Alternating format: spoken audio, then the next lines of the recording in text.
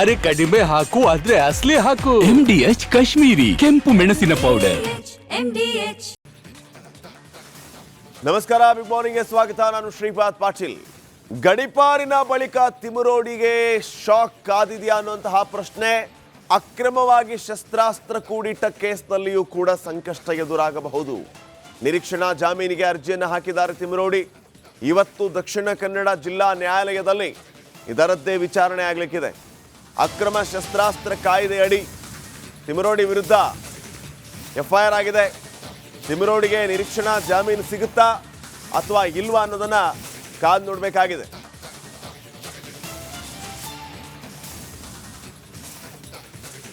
So Dakshina Kannada ಜಿಲ್ಲಾ ನ್ಯಾಯಾಲಯದಲ್ಲಿ ಇವತ್ತು ವಿಚಾರಣೆ ಆಗಲಿಕ್ಕಿದೆ ಈ ಅಕ್ರಮ ಶಸ್ತ್ರಾಸ್ತ್ರ ವಿಚಾರ. ಈ ಕಾಯ್ದೆ ಅಡಿಯಲ್ಲಿ ಈಗಾಗಲೇ ತಿಮರೋಡಿ ವಿರುದ್ಧ FIR ಕೂಡ ಆಗಿದೆ. ಸೊ ನಿರೀಕ್ಷಣಾ ಜಾಮೀನು ಸಿಗುತ್ತಾ ಇಲ್ವಾ, ಏನಾಗ್ಬೋದು? ಒಂದು ಕಡೆ ಗಡಿಪಾರಿನ ಟೆನ್ಷನ್, ಮತ್ತೊಂದು ಕಡೆ ಈ ಕೇಸ್ನ ಒಂದು ಚಿಂತೆ ತಿಮರೋಡಿಯನ್ನು ಕಾಡ್ತಾ ಇದೆ. ಈ ಕೇಸ್ನಲ್ಲಿಯೂ ಕೂಡ ಕಂಟಕ ಎದುರಾಗಬಹುದು ಮಹೇಶ್ ಶೆಟ್ಟಿ ತಿಮರೋಡಿಗೆ ನಿರೀಕ್ಷಣಾ ಜಾಮೀನು ಸಿಗುತ್ತಾ ಇಲ್ವಾ ಅನ್ನುವಂಥದ್ದು ಸದ್ಯಕ್ಕಿನ ಪ್ರಶ್ನೆ ಆಗಿದೆ. ಯಾಕಂದರೆ ಈಗಾಗಲೇ ಈ ವಿಚಾರಕ್ಕೆ ಸಂಬಂಧಪಟ್ಟಂತೆ ಅಂದರೆ ಅಕ್ರಮ ಶಸ್ತ್ರಾಸ್ತ್ರ ಕಾಯ್ದೆಯಡಿ ತಿಮರೋಡಿ ವಿರುದ್ಧ FIR ಕೂಡ ಆಗಿದೆ.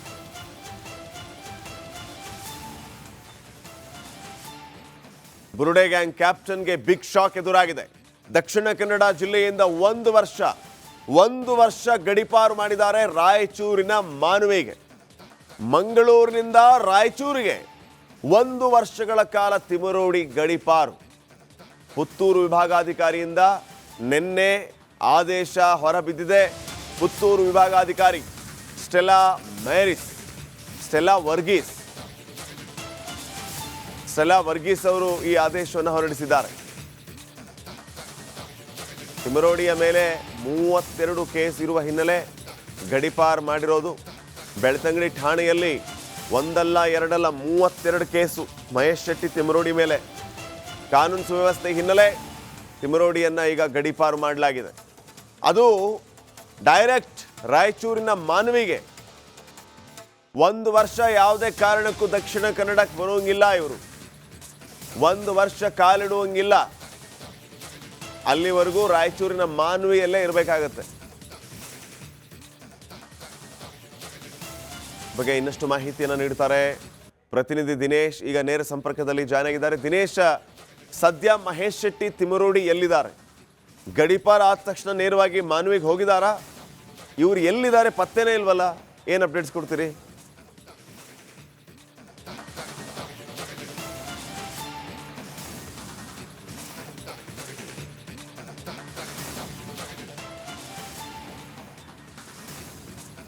ಹೌದು ಶ್ರೀಪಾದ್ ಪಾಟೀಲ್, ಸದ್ಯ ಮಹೇಶ್ ಶೆಟ್ಟಿ ತಿಮರೋಡಿ ಅವರು ಯಾರ ಸಂಪರ್ಕಕ್ಕೂ ಸಿಗ್ತಾ ಇಲ್ಲ. ಅವರು ತಿಮರೋಡಿ ನಿವಾಸದಲ್ಲಿ ಇಲ್ಲ ಅನ್ನುವಂಥ ಮಾಹಿತಿ ಕೂಡ ಸಿಗ್ತಾ ಇದೆ. ನಿನ್ನೆ ಏನು ಅವರ ಗಡಿಪಾರಿನ ಆದೇಶ ಕೂಡ ಆಗಿತ್ತು. ಅಂದರೆ 1 ವರ್ಷದ ಅವಧಿಗೆ ದಕ್ಷಿಣ ಕನ್ನಡ ಜಿಲ್ಲೆಯಿಂದ ರಾಯಚೂರಿನ ಮಾನ್ವಿ ತಾಲೂಕಿಗೆ ಅವರನ್ನ ಗಡಿಪಾರು ಮಾಡಿ AC ಸ್ಟೆಲ್ಲಾ ವರ್ಗೀಸ್ ಅವರು ಆದೇಶವನ್ನು ಕೂಡ ಹೊರಡಿಸಿರುವಂಥದ್ದು. ಅಂದರೆ ಮಹೇಶ್ ಶೆಟ್ಟಿ ತಿಮರೋಡಿ ಅವರ ಮೇಲೆ 32ಕ್ಕೂ ಹೆಚ್ಚು ಪ್ರಕರಣಗಳು ವಿವಿಧ ಠಾಣೆಗಳಲ್ಲಿ, ಅಂದರೆ ದಕ್ಷಿಣ ಕನ್ನಡ ಜಿಲ್ಲೆಯಾದ್ಯಂತ ವಿವಿಧ ಠಾಣೆಗಳಲ್ಲಿ ಅವರ ವಿರುದ್ಧ ಪ್ರಕರಣಗಳು ದಾಖಲಾಗಿದೆ. ಈ ಹಿನ್ನೆಲೆಯಲ್ಲಿ AC ಸ್ಟೆಲ್ಲಾ ವರ್ಗೀಸ್ ಅವರು ಅವರನ್ನ ಗಡಿಪಾರು ಮಾಡಿ ಆದೇಶವನ್ನು ಕೂಡ ಹೊರಡಿಸಿರುವಂಥದ್ದು.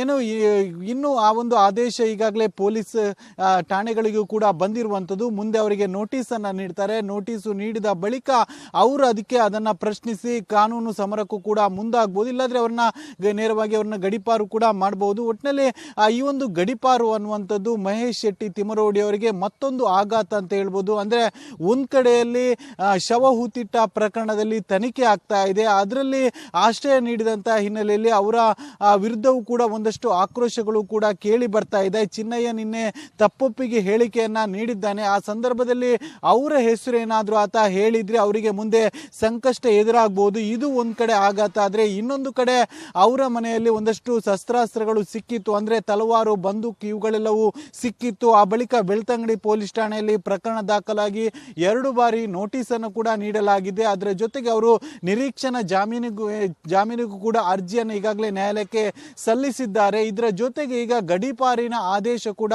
ಆಗಿರುವಂಥದ್ದು. ಹೀಗಾಗಿ ಅವರಿಗೆ ಒಂದರ ಮೇಲೆ ಒಂದಂತೆ ಆಘಾತಗಳು ಕೂಡ ಆಗ್ತಾ ಇದೆ. ರಾಯಚೂರಿನ ಮಾನ್ವಿ ತಾಲೂಕಿಗೆ ಈಗಾಗಲೇ ಗಡೀಪಾರಿನ ಆದೇಶ ಆಗಿರುವಂಥದ್ದು.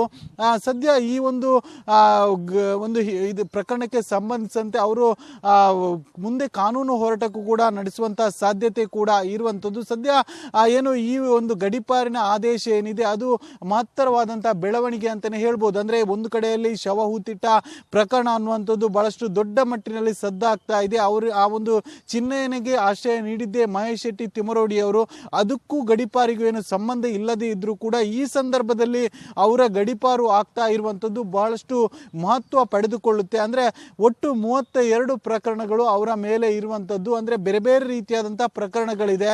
ಅದರಲ್ಲೂ ಕೂಡ ಪ್ರಮುಖವಾಗಿ ಅವರು ಸಾಕಷ್ಟು ಜನರನ್ನ ನಿಂದನೆ ಮಾಡಿದ್ರು. ಅಂದ್ರೆ ಈ ಹಿಂದೆ ಸೌಜನ್ಯ ಅನ್ನುವಂಥ ಸೌಜನ್ಯಳ ಏನು ಪರ ಹೋರಾಟದ ಸಂದರ್ಭದಲ್ಲಿ ಸಾರ್ವಜನಿಕ ಭಾಷಣ ಸಂದರ್ಭದಲ್ಲಿ ಬೇಕಾಬಿಟ್ಟಿಯಾಗಿ ಮಾತಾಡ್ತಾ ಇದ್ರು, ಸಾಕಷ್ಟು ಜನರನ್ನ ಅವಹೇಳನ ಮಾಡ್ತಾ ಇದ್ರು. ಅದರಲ್ಲೂ ಕೂಡ ರಾಜಕೀಯ ನಾಯಕರನ್ನ ತುಚ್ಛವಾಗಿ ಕೂಡ ಮಾತಾಡ್ತಾ ಇದ್ರು. ಇದರ ವಿರುದ್ಧ ಹಲವು ಠಾಣೆಗಳಲ್ಲಿ ಪ್ರಕರಣ ಕೂಡ ದಾಖಲಾಗಿತ್ತು. ಇದೆಲ್ಲವನ್ನು ಕೂಡ ಗಮನಿಸಿ ಸದ್ಯ ಎಸಿ ಸ್ಟೆಲ್ಲಾ ವರ್ಗೀಸ್ ಅವರು ಗಡೀಪಾರಿನ ಆದೇಶವನ್ನ ಹೊರಡಿಸಿರುವಂತದ್ದು. ಶ್ರೀಪಾದ್ ಪಾಟೀಲ್. ಓಕೆ, ಈಗ ದಿನೇಶ್, ಈ ಗಡೀಪಾರು ಅಂತಂದ್ರೆ ಗಡೀಪಾರೆ, ಇದಕ್ಕೆ ಬೇರೆ ದಾರಿ ಇಲ್ಲ.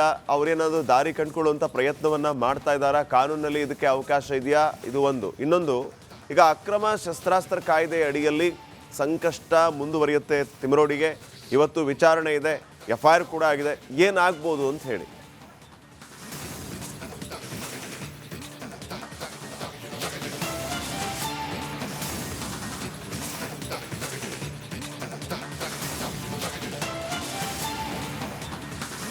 ಹೌದು ಶ್ರೀಪಾದ್ ಪಾಟೀಲ್, ಇದಕ್ಕೆ ಕಾನೂನಲ್ಲಿ ಒಂದು ರೀತಿಯ ಅವಕಾಶ ಇದೆ ಅಂತ ಹೇಳಲಾಗ್ತಿದೆ. ಅಂದ್ರೆ ಸ್ಥಳೀಯ ಠಾಣೆಗೆ ಎಸಿ ಅವರು ಅದರ ಆದೇಶವನ್ನ ಕಳುಹಿಸುತ್ತಾರೆ. ಆ ಬಳಿಕ ಸ್ಥಳೀಯ ಠಾಣೆ ಏನಿದೆ ಅದು ಮಹೇಶ್ ಶೆಟ್ಟಿ ತಿಮರೋಡಿ ಅವರಿಗೆ ನೋಟಿಸ್ ಅನ್ನ ನೀಡುತ್ತೆ. ಆ ಬಳಿಕ ಅವರು ಆ ಗಡೀಪಾರಿನ ವಿರುದ್ಧವಾಗಿ ಅವರು ಕೋರ್ಟ್ ಮೊರೆ ಹೋಗುವಂತ ಚಾನ್ಸಸ್ ಕೂಡ ಇದೆ. ಅಂದ್ರೆ ಗಡೀಪಾರು ಆದೇಶದ ವಿರುದ್ಧವಾಗಿ ಅವರು ಗಡೀಪಾರು ಮಾಡಬಾರ್ದು ಅನ್ನುವಂತ ನಿಟ್ಟಿನಲ್ಲಿ ಕೋರ್ಟ್ ಮೆಟ್ಟಿಲೇರುವಂತಹ ಸಾಧ್ಯತೆ ಕೂಡ ಇದೆ. ಸದ್ಯ ಮಾಹಿತಿಯ ಪ್ರಕಾರವಾಗಿ ಅವರು ಈ ಕೋರ್ಟ್ ಅಂದ್ರೆ ಮುಂದಿನ ಕಾನೂನು ಸಮರಕ್ಕೆ ಬೇಕಾದಂತ ಒಂದಷ್ಟು ವ್ಯವಸ್ಥೆಗಳನ್ನು ಈಗಾಗಲೇ ಮಾಡಿಕೊಳ್ತಾ ಇದ್ದಾರೆ ಅನ್ನುವಂತ ಮಾಹಿತಿ ಕೂಡ ಇದೆ. ಇದರ ಜೊತೆಗೆ ಅಕ್ರಮ ಶಸ್ತ್ರಾಸ್ತ್ರಗಳನ್ನ ಕೂಡಿಟ್ಟ ಪ್ರಕರಣಕ್ಕೆ ಸಂಬಂಧಿಸಿದಂತೆ ಬೆಳ್ತಂಗಡಿ ಪೊಲೀಸರು 2 ಬಾರಿ ನೋಟಿಸ್ ಅನ್ನ ನೀಡಿದ್ದಾರೆ. 1ನೇ ಬಾರಿ ಸೆಪ್ಟೆಂಬರ್ 21ರಂದು ಅವರು ಠಾಣೆಗೆ ಹಾಜರಾಗಿ ವಿಚಾರಣೆಗೆ ಎದುರಿಸಬೇಕಾಗಿತ್ತು. ಅವತ್ತು ಅವರು ಬರಲಿಲ್ಲ. ಅದರ ಬಳಿಕ ಮತ್ತೊಂದು ನೋಟಿಸು 25ನೇ ತಾರೀಕಿಗೆ ಇರುವಂತದ್ದು. ಅದರ ಒಳಗೆ ಬರ್ತಾರಾ ಇಲ್ವಾ ಅನ್ನುವಂಥದ್ದೇ ಪ್ರಶ್ನೆ ಆಗಿದೆ. ಅದರ ಜೊತೆಗೆ ಅವರು ನಿರೀಕ್ಷಣಾ ಜಾಮೀನಿಗೂ ಕೂಡ ಈಗಾಗಲೇ ಮಂಗಳೂರಿನ ಜಿಲ್ಲಾ ನ್ಯಾಯಾಲಯಕ್ಕೆ ಅರ್ಜಿಯನ್ನು ಸಲ್ಲಿಸಿರುವಂಥದ್ದು. ತನ್ನ ವಕೀಲರಾದಂತಹ ದಿನೇಶ್ ಹೆಗ್ಡೆ ಉಳಿಪಾಡಿ ಅವರ ಮುಖಾಂತರವಾಗಿ ಅವರು ಮಂಗಳೂರಿನ ಜಿಲ್ಲಾ ನ್ಯಾಯಾಲಯದಲ್ಲಿ ನಿರೀಕ್ಷಣಾ ಜಾಮೀನಿಗೆ ಅರ್ಜಿ ಹಾಕಿರುವಂಥದ್ದು. ಇವತ್ತು ಆ ಒಂದು ಜಾಮೀನಿನ ಅರ್ಜಿಯ ವಿಚಾರಣೆಗಳು ಕೂಡ ಇರುವಂಥದ್ದು. ಇದೇ ಸಂದರ್ಭದಲ್ಲಿ ಏನು ಸರ್ಕಾರಿ ಅಭಿಯೋಜಕರು ಕೂಡ ಅದಕ್ಕೆ ಆಕ್ಷೇಪಣವನ್ನ ಸಲ್ಲಿಸಲು ಕಾಲಾವಕಾಶವನ್ನು ಕೂಡ ಕೇಳುವಂತಹ ಸಾಧ್ಯತೆ ಕೂಡ ಇದೆ. ಅಂದ್ರೆ ಅವರಿಗೆ ಜಾಮೀನು ಸಿಕ್ಕಿದ್ರೆ ಯಾವ ರೀತಿಯಾಗಿ ತೊಂದರೆ ಆಗ್ಬೋದು, ಅದು ತನಿಖೆಗೆ ಯಾವ ರೀತಿಯಾಗಿ ಎಫೆಕ್ಟ್ ಆಗುವುದು ಅನ್ನುವಂಥ ನಿಟ್ಟಿನಲ್ಲಿ ಸರ್ಕಾರಿ ಅಭಿಯೋಜಕರು ಆಕ್ಷೇಪವನ್ನು ಸಲ್ಲಿಸಲಿಕ್ಕೋಸ್ಕರವಾಗಿ ಯಾವತ್ತು ಕಾಲಾವಕಾಶವನ್ನು ಕೂಡ ಕೇಳುವಂತ ಸಾಧ್ಯತೆ ಕೂಡ ಇದೆ. ಒಟ್ಟಿನಲ್ಲಿ ಮಹೇಶ್ ಶೆಟ್ಟಿ ತಿಮರೋಡಿ ಅವರಿಗೆ ಒಂದರ ಮೇಲೆ ಒಂದಂತೆ ಆಘಾತಗಳು ಉಂಟಾಗ್ತಾ ಇರುವಂತದ್ದು. ಒಂದ್ ಕಡೆ ಅಕ್ರಮ ಶಸ್ತ್ರಾಸ್ತ್ರಗಳನ್ನ ಕೂಡಿಟ್ಟ ಆರೋಪದಲ್ಲಿ ಅವರಿಗೆ ಒಂದ್ ಕಡೆ ಆಘಾತ, ಮತ್ತೊಂದು ಕಡೆ ದಿನೇಶ್ ಯಾವ ಉದ್ದೇಶಕ್ಕೆ?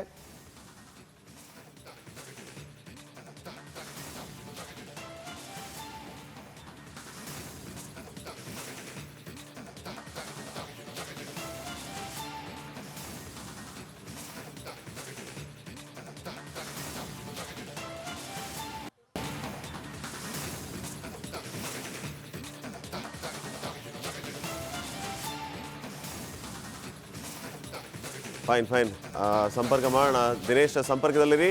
ಮಹೇಶ್ ಶೆಟ್ಟಿ ತಿಮರೋಡಿ ಗಡೀಪಾರು ಹಿನ್ನೆಲೆ ಸೌಜನ್ಯ ನ್ಯಾಯಕ್ಕಾಗಿನ ಹೋರಾಟ ಹತ್ತಿಕ್ಕುವ ಹುನ್ನಾರ ಅಂತ ಹೇಳಿ ರಾಷ್ಟ್ರೀಯ ಹಿಂದೂ ಜಾಗರಣ ವೇದಿಕೆ ಮುಖಂಡರು ಆಕ್ರೋಶವನ್ನು ವ್ಯಕ್ತಪಡಿಸ್ತಾ ಇದ್ದಾರೆ. ಗಡೀಪಾರು ಆದೇಶ ವಿರುದ್ಧ ಹೋರಾಟಕ್ಕೆ ತೀರ್ಮಾನ ಮಾಡಿದ್ದಾರೆ. ಇವತ್ತು ರಾಷ್ಟ್ರೀಯ ಹಿಂದೂ ಜಾಗರಣ ವೇದಿಕೆ ಸಭೆಯನ್ನು ಕರೆದಿದೆ. ಮುಂದಿನ ನಡೆಯ ಬಗ್ಗೆ ಇಂದಿನ ಸಭೆಯಲ್ಲಿ ಚರ್ಚೆ ಆಗುತ್ತೆ. ತಿಮರೋಡಿ ಕುಂಜರ್ಪಾದಲ್ಲಿ ಇವತ್ತು ಮಹತ್ವದ ಸಭೆ ನಡೆಯುತ್ತೆ. ಸಭೆಯ ಉದ್ದೇಶ ಈಗ ಸದ್ಯ ಆಗ್ತಾ ಇರುವಂತಹ ಬೆಳವಣಿಗೆ, ಮಹೇಶ್ ಶೆಟ್ಟಿ ತಿಮರೋಡಿಯನ್ನು ಗಡೀಪಾರು ಮಾಡಿರೋದು, ಇದನ್ನು ವಿರೋಧಿಸಿ ಇವರು ಈ ಸಭೆಯನ್ನು ಸೇರ್ತಾ ಇದ್ದಾರೆ, ಆಕ್ರೋಶವನ್ನು ವ್ಯಕ್ತಪಡಿಸ್ತಾ ಇದ್ದಾರೆ. ಸೌಜನ್ಯ ಹೋರಾಟವನ್ನು ಹತ್ತಿಕ್ಕುವ ಹುನ್ನಾರ ಇದು ಅಂತ ಹೇಳ್ತಾ ಇದ್ದಾರೆ. ಸೊ ಈ ಗಡೀಪಾರು ಆದೇಶದ ವಿರುದ್ಧ ಹೋರಾಟಕ್ಕೆ ಇವರೆಲ್ಲ ತೀರ್ಮಾನವನ್ನು ಮಾಡಿದ್ದಾರೆ.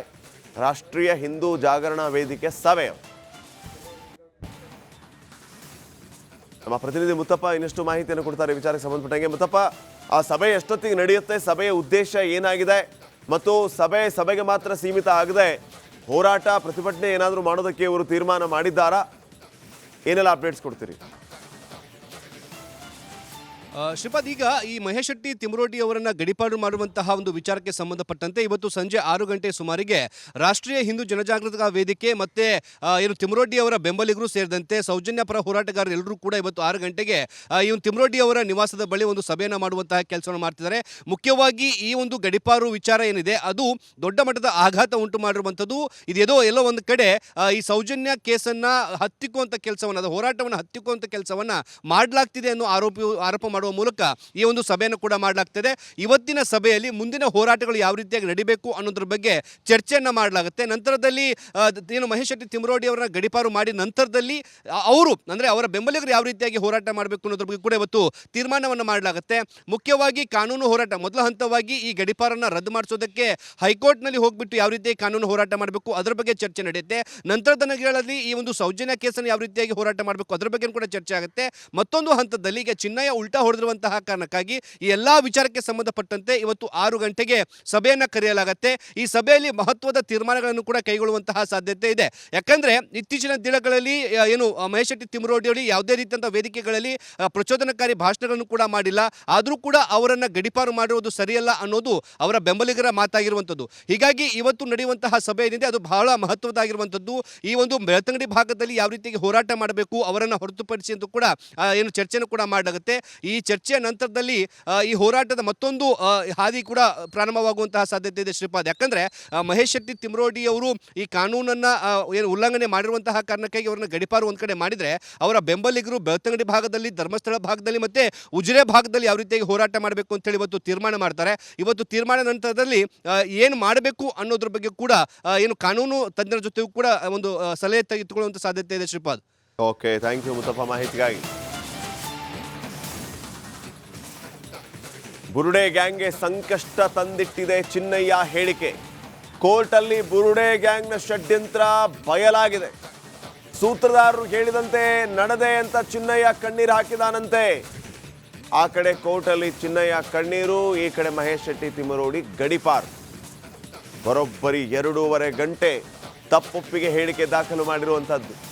ಮಹೇಶ್ ಶೆಟ್ಟಿ ತಿಮರೋಡಿ, ಗಿರೀಶ್ ಮಠಣ್ಣವರ ಗ್ಯಾಂಗ್ನ ಷಡ್ಯಂತ್ರ ಚಿನ್ನಯ್ಯನ ಹೇಳಿಕೆಯ ಮೂಲಕ ಬಯಲಾಗಿದೆ. ನಂದೇನು ತಪ್ಪಿಲ್ಲ ಅಂತ ಗಳಗಳ ಅಂತ ಹತ್ತಿದಾನಂತೆ ಈ ಚಿನ್ನಯ್ಯ. ಅವರು ಹೇಳಿದಂಗೆ ನಾನು ಹೇಳಿದ್ದೇನೆ, ಅವರು ಹೇಳಿದಂಗೆ ನಾನು ಕೇಳಿದ್ದೇನೆ, ನನ್ನದು ತಪ್ಪಾಗಿದೆ, ಕ್ಷಮಿಸಿ ಸ್ವಾಮಿ ಅಂತ ನ್ಯಾಯಾಧೀಶರ ಮುಂದೆ ಚಿನ್ನಯ್ಯ ಕಣ್ಣೀರು ಹಾಕಿರೋದು. ಅವ್ರು ಹೇಳ್ದಂಗೆ ನಾನು ಕೇಳಿದೆ, ಅವ್ರು ಹೇಳ್ದಂಗೆ ನಾನು ಮಾಡಿದೆ, ನನ್ನದು ತಪ್ಪಾಗಿದೆ, ದಯವಿಟ್ಟು ಕ್ಷಮಿಸಿ ಸ್ವಾಮಿ ಅಂತ ನ್ಯಾಯಾಧೀಶರ ಮುಂದೆ ಚಿನ್ನಯ್ಯ ಕಣ್ಣೀರು ಹಾಕಿದಾನಂತೆ.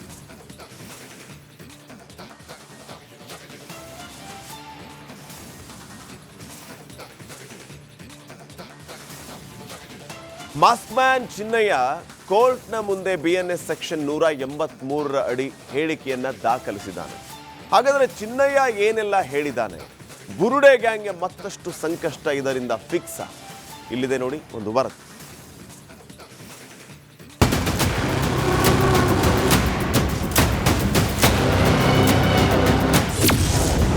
ಕೋರ್ಟ್ನಲ್ಲಿ ಗಳಗಳನೆ ಅತ್ತ ಚಿನ್ನಯ್ಯ, ನಂದೇನು ತಪ್ಪಿಲ್ಲ ಅಂತ ಚಿನ್ನಯ್ಯ ಕಣ್ಣೀರು. ಮಾಸ್ಕ್ ಮ್ಯಾನ್ ಚಿನ್ನಯ್ಯ ಕೋರ್ಟ್ನಲ್ಲಿ ಕಣ್ಣೀರು ಹಾಕಿದ್ದಾನೆ. ಜಡ್ಜ್ ಮುಂದೆ ಗಳಗಳನೆ ಹತ್ತಿದ್ದಾನೆ. ನಂದೇನು ತಪ್ಪಿಲ್ಲ ಅಂತ BNS ಸೆಕ್ಷನ್ 183 ಅಡಿ ಹೇಳಿಕೆ ನೀಡುವಾಗ ಕಣ್ಣೀರು ಇಟ್ಟಿದ್ದಾನೆ. ಇಂದು ಬೆಳ್ತಂಗಡಿ ಕೋರ್ಟ್ ಜಡ್ಜ್ ಮುಂದೆ SIT ಅಧಿಕಾರಿಗಳು ಚಿನ್ನಯ್ಯನನ್ನು ಹಾಜರುಪಡಿಸಿ ಸ್ವ ಇಚ್ಛೆ ಹೇಳಿಕೆ ದಾಖಲಿಸಲಾಯಿತು. ಸುಮಾರು 2.5 ಗಂಟೆ ಹೇಳಿಕೆ ನೀಡಿರುವ ಚಿನ್ನಯ್ಯ ಜಡ್ಜ್ ಮುಂದೆ ಹಲವು ಮಹತ್ವದ ವಿಷಯ ಬಾಯ್ಬಿಟ್ಟಿದ್ದಾನಂತೆ. ಇದೆಲ್ಲವನ್ನು ವಿಡಿಯೋ ರೆಕಾರ್ಡ್ ಮಾಡಿಕೊಳ್ಳಲಾಗಿದೆ.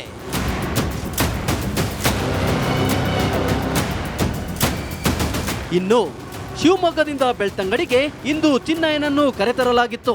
ಈ ವೇಳೆ ನಗು ನಗುತ್ತಲೇ ಚಿನ್ನಯ್ಯ ಕೋರ್ಟ್ ಹಾಲ್ ಪ್ರವೇಶಿಸಿದ್ದ. ಸದ್ಯ ಬಿಎನ್ಎಸ್ ಸೆಕ್ಷನ್ 183 ಅಡಿ ಹೇಳಿಕೆ ನೀಡಿದ್ದು ಬುರುಡೆ ಗ್ಯಾಂಗ್ಗೆ ಡವ ಶುರುವಾಗಿದೆ. Bureau report, republic Kannada. ಧರ್ಮಸ್ಥಳದ ವಿರುದ್ಧ ಷಡ್ಯಂತ್ರ ಪ್ರಕರಣ, ಚಿನ್ನಯ್ಯ ಪತ್ನಿಗೆ ಹಣ ವರ್ಗಾವಣೆಯ ಆರೋಪ, ತಿಮರೋಡಿ ಆಪ್ತ ನಿತಿನ್ ಉಜಿರೆಯ ವಿಚಾರಣೆ ನಡೆದಿದೆ. ಎಸ್ಐಟಿಯಿಂದ ನಿತಿನ್ನನ್ನ ತೀವ್ರ ವಿಚಾರಣೆಗೆ ಒಳಪಡಿಸಲಾಗಿದೆ. ಬೆಳ್ತಂಗಡಿ PWDಯಲ್ಲಿ ಗುತ್ತಿಗೆದಾರನಾಗಿ ಕೆಲಸ ಮಾಡೋದು ಈ ನಿತಿನ್. ಇದೇ ನಿತಿನ್ ಹಣ ವರ್ಗಾವಣೆ ಮಾಡಿದ್ದು. ಹಣ ವರ್ಗಾವಣೆ ಮಾಡಿದ್ದ ದಾಖಲೆ ಇಟ್ಟು ವಿಚಾರಣೆಯನ್ನ ಮಾಡಿದ್ದಾರೆ ಎಸ್ಐಟಿ ಅಧಿಕಾರಿಗಳು. ಬ್ಯಾಂಕ್ ದಾಖಲೆಗಳನ್ನು ಮುಂದಿಟ್ಕೊಂಡು ಎಸ್ಐಟಿ ಅಧಿಕಾರಿಗಳು ವಿಚಾರಣೆ ಮಾಡಿದ್ದಾರೆ. ಎಸ್ಐಟಿ ವಿಚಾರಣೆಯಲ್ಲಿ ಸತ್ಯ ಬಾಯ್ಬಿಟ್ಟಿದ್ದಾನೆ ಈ ನಿತಿನ್ ಮೊಬೈಲ್ ಅನ್ನ ವಶಕ್ಕೆ ಪಡೆದು ವಿಚಾರಣೆ ಮಾಡಿರೋದು. ಯಾವ ಕಾರಣಕ್ಕಾಗಿ ಹಣ ಸಂದಾಯ ಮಾಡಿದ್ದು, ಉದ್ದೇಶ ಏನಾಗಿತ್ತು, ನಿಮಗೆ ಹಣ ಎಲ್ಲಿಂದ ಬಂತು, ಏನು ಕೆಲಸ ಮಾಡಿ ಕೊಡಬೇಕು ಅಂತ ಹಣ ವರ್ಗಾವಣೆ ಮಾಡಿದ್ರಿ, ಎಷ್ಟೆಷ್ಟು ಹೋಗಿದೆ, ಯಾರ್ಯಾರಿಂದ ಹೋಗಿದೆ, ಹೀಗೆ ಹಲವು ಪ್ರಶ್ನೆಗಳನ್ನು ಎಸ್ಐಟಿ ಅಧಿಕಾರಿಗಳು ಮಾಡಿದ್ದಾರೆ. ಇನ್ನಷ್ಟು ಅಪ್ಡೇಟ್ಸ್ ನಮ್ಮ ಪ್ರತಿನಿಧಿ ಮುತ್ತಪ್ಪ ಕೊಡ್ತಾರೆ. ಮುತ್ತಪ್ಪ, ನಾವು ಗಮನಿಸ್ತಾ ಇದ್ದೀವಿ ನಿನ್ನೆಯಿಂದ ಹಣದ ಮೂಲದ ಹಿಂದೆ ಬಿದ್ದಿದ್ದಾರೆ ಎಸ್ಐಟಿ ಅಧಿಕಾರಿಗಳು. ಯಾರ್ಯಾರು ಚಿನ್ನಯ್ಯನಿಗೆ ದುಡ್ಡನ್ನ ಕಳಿಸಿದಾರೋ ಅವರೆಲ್ಲರಿಗೂ ಕೂಡ ಸಂಕಷ್ಟ, ಇನ್ಕ್ಲೂಡಿಂಗ್ ಮಹೇಶ್ ಶೆಟ್ಟಿ ತಿಮರೋಡಿಯ ಪತ್ನಿಯಿಂದಲೂ ಕೂಡ ಹಣ ಹೋಗಿದೆ ಅನ್ನುವಂಥ ವಿಚಾರ ಗೊತ್ತಾಗ್ತಾ ಇರೋದು. ಸೊ ಈಗ ಈ ಹಲವು ವ್ಯಕ್ತಿಗಳನ್ನ ಯಾರೆಲ್ಲ ದುಡ್ಡು ಕಳಿಸಿದಾರೋ, ಯಾರು ಆನ್ಲೈನ್ ಟ್ರಾನ್ಸಾಕ್ಷನ್ ಮಾಡಿದಾರೋ, ಫೋನ್ಪೇ, ಗೂಗಲ್ ಪೇ ಇತ್ಯಾದಿ ಎಲ್ಲರನ್ನೂ ಕೂಡ ಈಗ ವಿಚಾರಣೆ ಕರೀತಾ ಇದ್ದಾರೆ. ಇದರಿಂದ ಯಾವ ರೀತಿಯ ಟ್ವಿಸ್ಟ್ ಈ ಕೇಸಿಗೆ ಸಿಗಬಹುದು? ಶ್ರೀಪಾದ್, ಆರಂಭಿಕ ಹಂತದಲ್ಲಿ ಎಸ್ಐಟಿ ಅಧಿಕಾರಿಗಳು ಈ ಒಂದು ಮೂಲಕ ಏನು ತನಿಖೆ ಮಾಡುವಂಥ ಕೆಲಸ ಮಾಡಲಿ, ಅಂದರೆ ಈ ಹಣದ ವ್ಯವಹಾರದ ಬಗ್ಗೆ ಎಲ್ಲೂ ಕೂಡ ತನಿಖೆಯನ್ನು ಮಾಡಿರಲಿಲ್ಲ.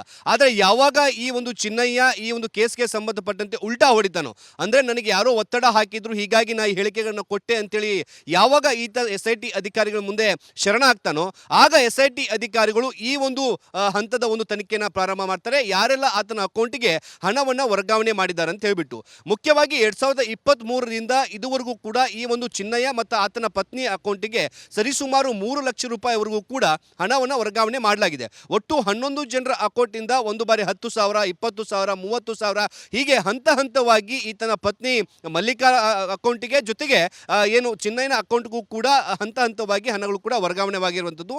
ಈ ಹಣವನ್ನು ವರ್ಗಾವಣೆ ಮಾಡಿದಂತಹ 11 ಜನರ ಪೈಕಿ ಇದುವರೆಗೂ ಕೂಡ 7 ಜನರನ್ನ ವಿಚಾರಣೆ ಮಾಡುವಂತಹ ಕೆಲಸವನ್ನ ಎಸ್ಐಟಿ ಅಧಿಕಾರಿಗಳು ಕೂಡ ಮಾಡಿದ್ದಾರೆ.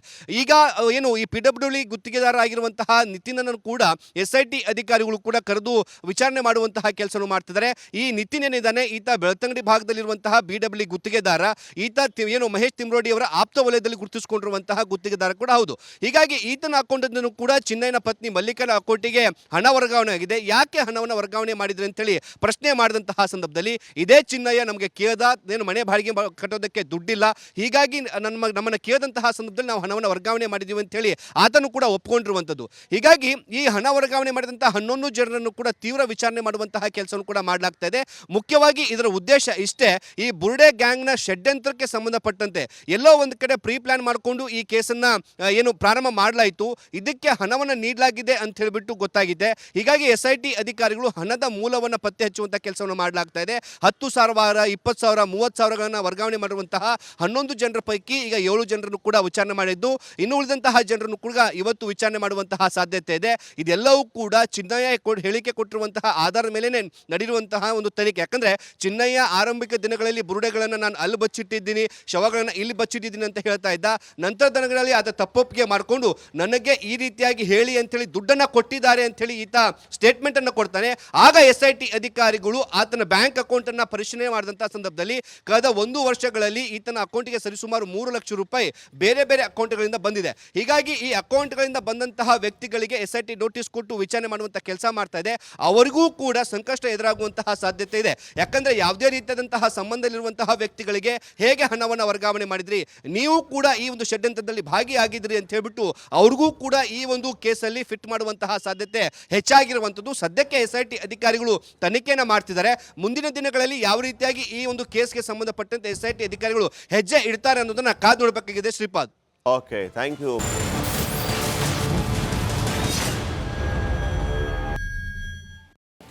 Welcome back. ಧರ್ಮಸ್ಥಳದಲ್ಲಿ ನಡೆಯುವ ಸಾಮೂಹಿಕ ಮದುವೆಗಳ ಬಗ್ಗೆ ಅವಹೇಳನ ಹೇಳಿಕೆ ವಿಚಾರಕ್ಕೆ ಸಂಬಂಧಪಟ್ಟಂತೆ ಗಿರೀಶ್ ಮಠಣ್ಣನವರಿಗೆ ಸಂಕಷ್ಟ ಎದುರಾಗುತ್ತಾ?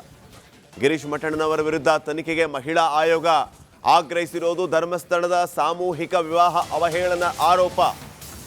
ಉತ್ತರ ವಿಭಾಗದ DCPಗೆ ವರದಿಯನ್ನು ಸಲ್ಲಿಸೋದಕ್ಕೆ ಆಯೋಗ ಸೂಚನೆಯನ್ನು ಕೂಡ ಕೊಟ್ಟಿದೆ. ತನಿಖೆ ನಡೆಸಿ ವರದಿಯನ್ನು ಸಲ್ಲಿಸೋದಕ್ಕೆ ಮಹಿಳಾ ಆಯೋಗ ಸೂಚನೆ ಕೊಟ್ಟಿರುವ ಹಿನ್ನೆಲೆ ಸಂಕಷ್ಟ ಎದುರಾಗಿದೆ ಮಠಣ್ಣನವರಿಗೆ. ಸಾಮಾಜಿಕ ಕಾರ್ಯಕರ್ತೆ ಕಾವೇರಿ ಕೇದಾರನಾಥ್ ಸಲ್ಲಿಸಿದ್ದಂತಹ ಒಂದು ದೂರು ಅವಹೇಳನಕಾರಿ ಹೇಳಿಕೆ ಅನ್ನುವಂಥದ್ದು ಸಾಬೀತಾದರೆ ಮಠಣ್ಣನವರಿಗೆ ಸಂಕಷ್ಟ ಫಿಕ್ಸ್. ಗಿರೀಶ್ ಮಠಣ್ಣವರ ಧರ್ಮಸ್ಥಳದಲ್ಲಿ ಸಾಮೂಹಿಕ ಮದುವೆ ಆದರೆ ಏನೇನು ಆಗತ್ತೆ, ಯಾರು ಏನು ಹೇಳ್ತಾರೆ, ಏನು ಕಂಡೀಷನ್ನು ಅನ್ನೋದ್ರ ಬಗ್ಗೆ ಮಾತಾಡಿದ್ದ ವಿಚಾರಗಳು ಸೋಷಿಯಲ್ ಮೀಡಿಯಾದಲ್ಲಿ ಭಾರಿ ಚರ್ಚೆಗಳಾಗಿತ್ತು, ಭಾರಿ ಆಕ್ರೋಶಕ್ಕೆ ಕಾರಣ ಆಗಿತ್ತು. ಮರಳಿ ಮಠಣ್ಣವ್ರಿಗೆ ಹಲವು ರೀತಿಯ ಪ್ರಶ್ನೆಗಳನ್ನು ಮಾಡಿದ್ರು. ಸೊ ಗಿರೀಶ್ ಮಠಣ್ಣವರ ಈ ಹೇಳಿಕೆ ಆಕ್ರೋಶಕ್ಕೆ ಕಾರಣ ಆಗಿದೆ. ಮಹಿಳಾ ಆಯೋಗ ಈಗ ಉತ್ತರ ಭಾಗದ DCPಗೆ ಸೂಚನೆ ಕೊಟ್ಟಿದೆ, ತನಿಖೆಯನ್ನು ಮಾಡಿ ವರದಿಯನ್ನು ಕೊಡಿ ಅಂತ ಹೇಳಿ.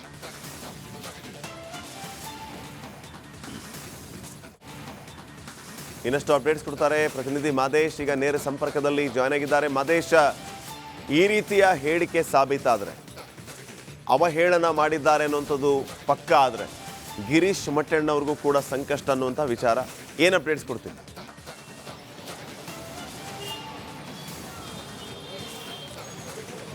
ಶ್ರೀಪಾದ್, ಈಗಾಗಲೇ ಗಿರೀಶ್ ಮಠಣ್ಣನವರು ನೀಡಿರುವಂತಹ ಹೇಳಿಕೆಗಳಿಗೆ ಸಂಬಂಧಪಟ್ಟಂತೆ ಅದರಲ್ಲೂ ಕೂಡ ಧರ್ಮಸ್ಥಳದಲ್ಲಿ ನಡೆದಂತಹ ಸಾಮೂಹಿಕ ಮದುವೆಯ ವಿಚಾರಕ್ಕೆ ಸಂಬಂಧಪಟ್ಟಂತೆ ಮಹಿಳೆಯರ ಬಗ್ಗೆ ಅವಹೇಳನಕಾರಿಯಾಗಿ ಗಿರೀಶ್ ಮಠಣ್ಣನವರು ಮಾತಾಡಿದ್ದಾರೆ ಅನ್ನೋಂಥ ವಿಚಾರ ಈಗ ಬೆಳಕಿಗೆ ಬಂದಿದೆ. ಈ ಬಗ್ಗೆ ಮಹಿಳಾ ಆಯೋಗಕ್ಕೂ ಕೂಡ ಕೆಲವರು ಆ ಒಂದು ವಿಡಿಯೋಗಳ ಸಮೇತ ಮಾಹಿತಿ ನೀಡುವಂಥ ಕೆಲಸವನ್ನು ಮಾಡಿದರು. ಈಗ ಮಹಿಳಾ ಆಯೋಗ DCPಗೆ, ಉತ್ತರ ವಿಭಾಗದ DCPಗೆ ಈ ಒಂದು ವಿಚಾರಕ್ಕೆ ಸಂಬಂಧಪಟ್ಟಂತೆ ಅಂದರೆ ಅವರ ಹೇಳಿಕೆಗೆ ಸಂಬಂಧಪಟ್ಟಂತೆ ತನಿಖೆ ನಡೆಸಿ ವರದಿ ನೀಡುವಂತೆ ಸೂಚನೆಯನ್ನು ಕೂಡ ಈಗ ಮಹಿಳಾ ಆಯೋಗ ನೀಡಿದೆ. ಹೀಗಾಗಿ ಆ ಒಂದು ಸೂಚನೆಯ ಮೇರೆಗೆ ಪೊಲೀಸರು ಈಗ ತನಿಖೆಯನ್ನು ಮಾಡುವಂಥ ಕೆಲಸವನ್ನು ಮಾಡಬೇಕಾಗುತ್ತೆ. ಸದ್ಯಕ್ಕೆ ಅವರು ಮಾತನಾಡಿದ್ದಾರೆ ಎನ್ನಲಾದಂಥ ಒಂದು ವಿಡಿಯೋವನ್ನು ಕಲೆಕ್ಟ್ ಮಾಡುವಂಥ ಕೆಲಸವನ್ನು ಪೊಲೀಸರು ಮಾಡಬೇಕಾಗುತ್ತೆ. ಎಲ್ಲಿ ಆತ ಮಾತನಾಡಿದ್ದ ಆ ಒರಿಜಿನಲ್ ಫುಟೇಜ್ ಏನು, ಅದರಲ್ಲಿ ಏನೆಲ್ಲ ಹೇಳಿಕೆ ನೀಡಿದ್ದಾರೆ ಅನ್ನುವಂಥ ವಿಚಾರವನ್ನು ಕಲೆ ಹಾಕುವಂಥ ಕೆಲಸವನ್ನು ಪೊಲೀಸರು ಮಾಡ್ತಾರೆ. ಆ ಒಂದು ಟೆಕ್ನಿಕಲ್ ಎವಿಡೆನ್ಸ್ ಅಂತ ಅದನ್ನು ಕನ್ಸಿಡರ್ ಮಾಡಲಾಗುತ್ತೆ. ಜೊತೆಗೆ ಈಗಾಗಲೇ ದೂರು ಬಂದಿದೆಯಲ್ಲ, ಆ ದೂರಿನಲ್ಲಿರುವಂಥ ಅಂಶಗಳು ಜೊತೆಗೆ ಆ ಒಂದು ವಿಡಿಯೋದಲ್ಲಿ ಗಿರೀಶ್ ಮಠಣ್ಣನವರು ಮಹಿಳೆಯರಿಗೆ ಅಂದರೆ ಮಹಿಳೆಯರ ವಿಚಾರವಾಗಿ ಅವಹೇಳನಕಾರಿಯಾಗಿ ಮಾತನಾಡಿದ್ದು ಅಲ್ಲಿ ಪ್ರೂವ್ ಆಗೋದಾದರೆ ಆ ಒಂದು ವರದಿಯನ್ನು ನೇರವಾಗಿ ಪೊಲೀಸರು ಮಹಿಳಾ ಆಯೋಗಕ್ಕೆ ನೀಡುವಂಥ ಕೆಲಸವನ್ನು ಮಾಡ್ತಾರೆ. ಆ ಒಂದು ವರದಿಯನ್ನು ಅನುಸರಿಸಿ ಅಂದರೆ ಆ ಒಂದು ವರದಿಯಲ್ಲಿ ಜೊತೆಗೆ ಆತ ವಿಡಿಯೋದಲ್ಲಿ ಮಾತನಾಡಿದ್ದು ನಿಜವೇ ಆಗಿದ್ದರೆ ಆತನ ವಿರುದ್ಧ ಮಹಿಳಾ ಆಯೋಗ ಕ್ರಮ ಕೈಗೊಳ್ಳುವಂಥ ಸಾಧ್ಯತೆ ಇದೆ. ಜೊತೆಗೆ ಪೊಲೀಸರು ಕೂಡ ಆತನ ವಿರುದ್ಧ ಕ್ರಮ ಕೈಗೊಳ್ಳುವಂಥ ಸಾಧ್ಯತೆ ಇದೆ. ಸದ್ಯಕ್ಕೆ ಮಹಿಳಾ ಆಯೋಗದ ಸೂಚನೆ ಮೇರೆಗೆ ಪೊಲೀಸರು ತನಿಖೆಯನ್ನು ಆರಂಭ ಮಾಡುವಂಥ ಕೆಲಸವನ್ನು ಮಾಡಲಿದ್ದಾರೆ. Shripad, thank you Madesh.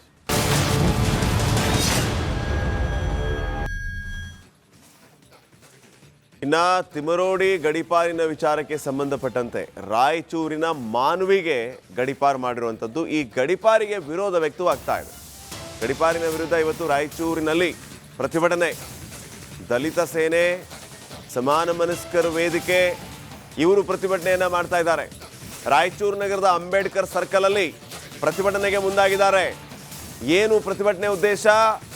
ಮಹೇಶ್ ಶೆಟ್ಟಿ ತಿಮರೋಡಿ ನಮ್ಮ ಜಿಲ್ಲೆಗೆ ಬರೋದು ಬೇಡ ಅಂತ. ನಮ್ಮ ಜಿಲ್ಲೆಗೆ ತಿಮರೋಡಿ ಬೇಡ ಬೇಡ, ಯಾವುದಾದ್ರೂ ಕಾಡಿ ಕಳಿಸ್ರಿ, ಅವ್ರನ್ನ ಯಾವುದಾದ್ರೂ ಕಾಡಿ ಕಳಿಸ್ರಿ, ನಮ್ಮ ಜಿಲ್ಲೆ ಕಳಿಸ್ಬೇಡಿ ಅಂತ ಪ್ರತಿಭಟನೆಯನ್ನ ಮಾಡ್ತಾ ಇದ್ದಾರೆ. ಪ್ರತಿಭಟನೆಯನ್ನ ಮಾಡ್ತಾ ಇರೋರು ಯಾರು?